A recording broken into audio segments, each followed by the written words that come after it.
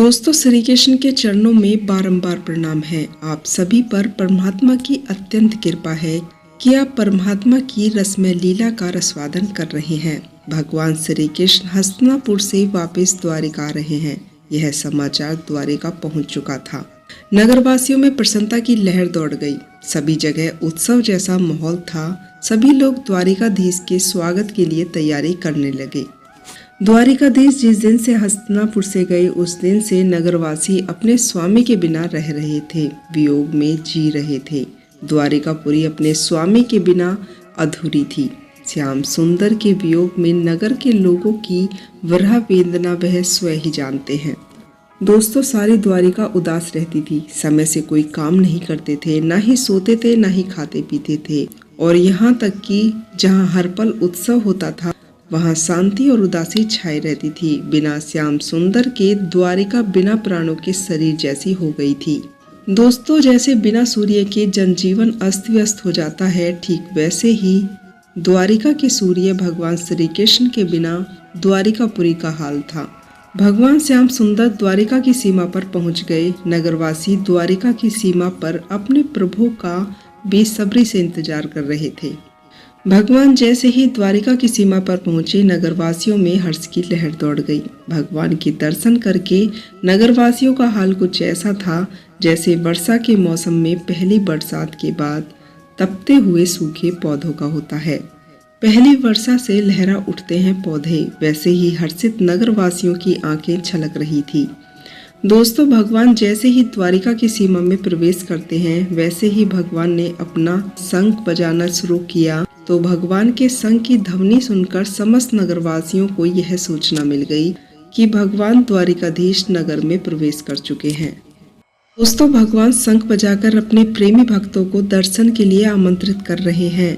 भक्त यदि भगवान से दूर है, उनके दर्शन से वंचित है और विरह की पीड़ा से पीड़ित भक्त की वेदना से भगवान स्वयं पीड़ित हो जाते हैं। तभी तो भगवान ने नगर की सीमा पर पहुंचते ही शंख ध्वनि से नगरवासियों को सूचना दे दी थी। दोस्तों, भगवान भक्तों को आमंत्रित कर रहे हैं कि आओ मुझे अपने दर्शन दो।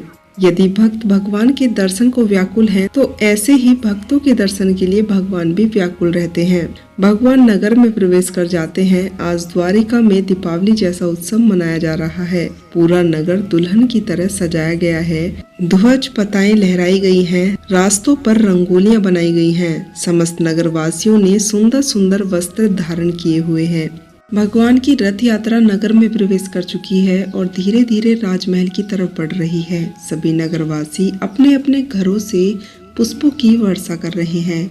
महिलाएं मंगल गान कर रही हैं। भगवान के दर्शन कर भक्त प्रसन्न हो रहे हैं और भगवान की स्तुति का गान कर रहे हैं। दोस्तों, भगवान सभी से मिल रहे हैं। अपने सेवकों से, नगरवासियों से, बंधुवासियों से, सभी से भगवान मिल रहे हैं। जिसकी जैसी योग्यता है, उसी के अनुसार भगवान उनसे मिल रहे हैं। किसी को प्रणाम कर रहे हैं, तो किसी का अभिवादन स्वीकार कर रहे हैं, तो वहीं किसी को गले लगा रहे हैं। किसी से हाथ मिला रहे हैं, तो किसी को सिर्फ मुस्कुराकर स्नेह का आदान प्रदान कर रहे हैं। भगवान द्वारिका वापिस आ गए हैं। सभी से भगवान मिल रहे हैं, भेंट कर रहे हैं। नगरवासी भगवान का दर्शन कर रहे हैं और उनके सुंदर मनमोहक स्वरूप को निहार कर अपने हृदय में बसाने का प्रयास कर रहे हैं। हर नगरवासी चाहता है कि ये दर्शन जो देवताओं को भी सुलभ हैं, ये निरंतर उन्हें होते ही रहें। भगवान उनके सामने से हटे ही नहीं। नगर के नर और नारी भगवान के दर्शन कर आनंदित हो रहे हैं, नृत्य कर रहे हैं, उत्सव मना रहे हैं। दोस्तों, भगवान की रथ यात्रा नगर के मार्गों से होती हुई महल की तरफ बढ़ रही है। यहाँ भगवान कृष्ण जो रथ पर विराजमान है, उनके स्वरूप का वर्णन है, जिसे पढ़कर लगता है कि जैसे संपूर्ण ब्रह्मांड का सौंदर्य द्वारिकाधीश में ही सम्माहित हो गया है और संपूर्ण ब्रह्मांड का आनंद द्वारिका में ही आ गया है। दोस्तों, भगवान का शरीर नीलमणि के समान दमक रहा है। पीतांबर धारण किए हुए, गले में सुंदर कमल की मालाओं को पहने हुए हैं, सिर पर मोर मुकुट धारण किए हैं। गोविंद श्याम सुंदर आज इतने आनंदित और खुश लग रहे हैं, लगता है कि सैकड़ों कामदेवों का सौंदर्य आज इनमें ही सम्माहित हो गया। उनके निरंतर दर्शन करते रहने के बाद भी नयन तृप्त नहीं होते। दोस्तों, रथ यात्रा महल के निकट पहुंच गई है। भगवान सबसे पहले अपने माता पिता के महल में गए। भगवान कृष्ण की देवकी आदि 7 माताएं हैं। भगवान ने सभी माताओं के चरणों पर सिर रखकर प्रणाम किया। माताओं का वात्सल्य उमड़ पड़ा। माताएं गोविंद को दुलार कर रही हैं, बार बार कृष्ण को अपने हृदय से लगा रही हैं। बालक चाहे कितना भी बड़ा हो जाए, माता के लिए बालक ही रहता है। माताएं इतनी आनंदित हैं कि उनके नेत्र अक्षुपुरित हो गए हैं। माताओं ने गोविंद को आशीर्वाद दिया। माताओं से मिलने के बाद गोविंद अपनी रानियों के महल की तरफ प्रस्थान कर गए। भगवान की 16,000 रानियां हैं जो अलग अलग महलों में रहती हैं।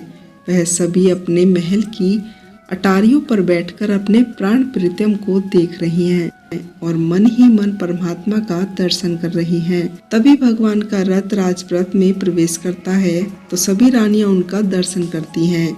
सभी रानियों के नेत्र आंसुओं से भरे हुए हैं।